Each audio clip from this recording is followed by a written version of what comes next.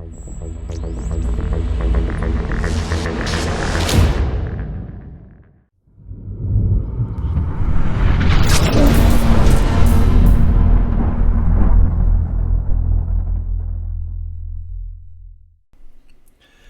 everybody, Ronnie here. Great news.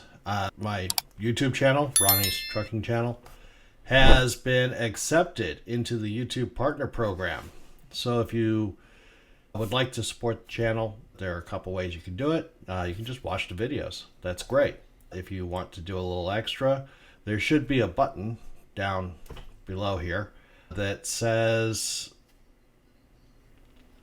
Super. You can hit that and support that way.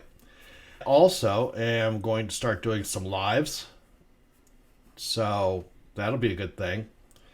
So let me know what you think about the changes here so far. I do want to say thank you very much for everybody supporting the channel so far and making this possible.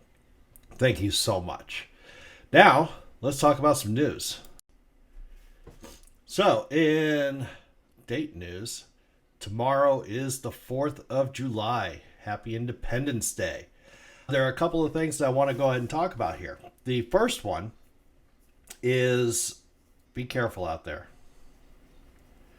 As it happens, we truckers don't take the 4th of July off.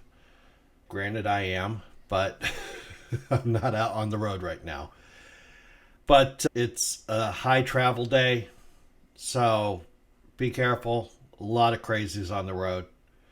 There are crazies on the road every day, but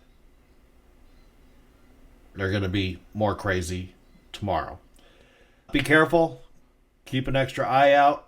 Watch those mirrors and be safe. The other 4th of July thing is several of the truck stops out there are offering specials, in particular for our truckers that have or actually even currently still serve in the military. So don't be shy. When you get to the truck stops, ask them if they're doing anything special for veterans on the 4th of July. And once again, thank you so much for your service. It is appreciated. The next story is about a FMCSA worker that's going to prison. This worker has been sentenced to prison on an extortion charge after he admitted to asking for a bribe in exchange for providing a trucking company with a favorable safety report. On June 12th, a couple weeks ago, former FMCSA border investigator Patrick Gorina was sentenced to 10 months in prison, assessed a $5,000 fine, and a $100 special assessment in the U.S. District Court for the Southern District of Texas. The authorities say that Gorina admitted that when he was auditing a trucking company, he didn't report safety violations that would have exposed the company to potential fines and the loss of their DOT license.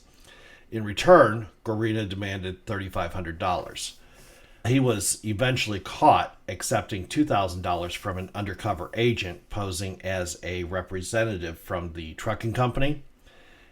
The case was investigated by the U.S. Department of Transportation and the Office of the Inspector General and the FBI. So it's good to see this. There are, as we all know, some dubious players in the trucking industry, and it's nice to know that they won't get away with it forever on either side. Okay, on the regulation side, the regulator side, or on the trucking company side. But I think this is a good thing, and let me know what you think down in the comments below. The final story that I want to talk about today comes out of Virginia.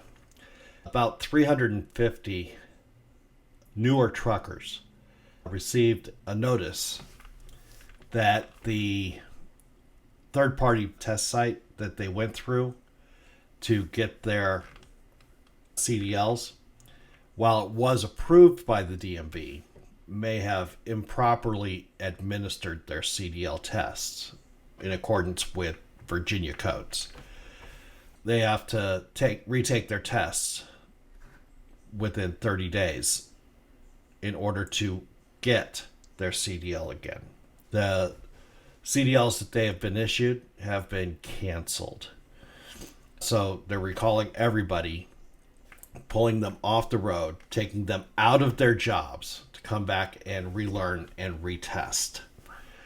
The Department of Motor Vehicles in Virginia received information that 5-Star CDL Training, who is a third-party tester, may have not been properly administering the CDL knowledge and skills tests.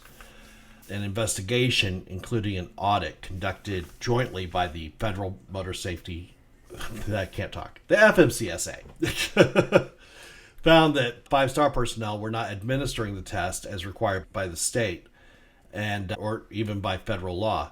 And in some cases, they were actually passing applicants whose performance did not warrant a passing score.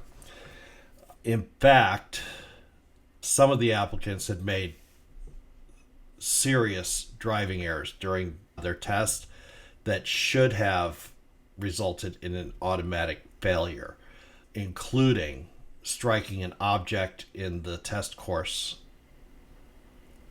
roadway. The people that have been spoken to that received these notices, they say they feel that they received good training. And I'm sure that these are some good drivers.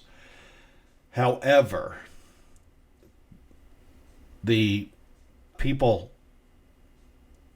that they're talking to don't necessarily represent the worst of the bunch. And we've seen this over and over again, where driving schools look the other way and pass an unqualified driver. A lot of these places guarantee, the smaller places, guarantee that you'll get your CDL. And they don't want to give any money back. They want to keep that money. So they're going to pass these unqualified drivers. The problem is that then puts those unqualified drivers on the road. Fortunately, most companies, for people that are new CDL holders, require a training period. And some of those people can get weeded out that way. But this is a situation where it's putting a danger on the road. That one moment. Yes, go get an apple. My daughter. They know when I'm making a video. They're not supposed to come in here. But yes, yeah, she definitely wants an apple. And apples are good for kids. I'm glad that my children do in eating fruits instead of candies. And they do eat candy, though. And eating their vegetables. Back to the story. The issue that I have is these small trucking schools passing these drivers, which 80,000 pounds moving at 65 miles an hour down the road, and you don't have the basics down, that's an issue. People can die. People do die. So, do I think that all 350 of these drivers needed to come in and retake their test? No. I think the vast majority of these drivers are good drivers that got good training. But how can the DOT tell which ones are the good drivers and which ones aren't? So everyone's got to come in and get retested. Let me know what you think about this down in the comments below. Thank you for watching today's video. If you have any comments or questions, please put them down in the comments section below. If you haven't done so yet, give the video a like and subscribe to the channel. Thanks for watching, and I'll talk to you next time.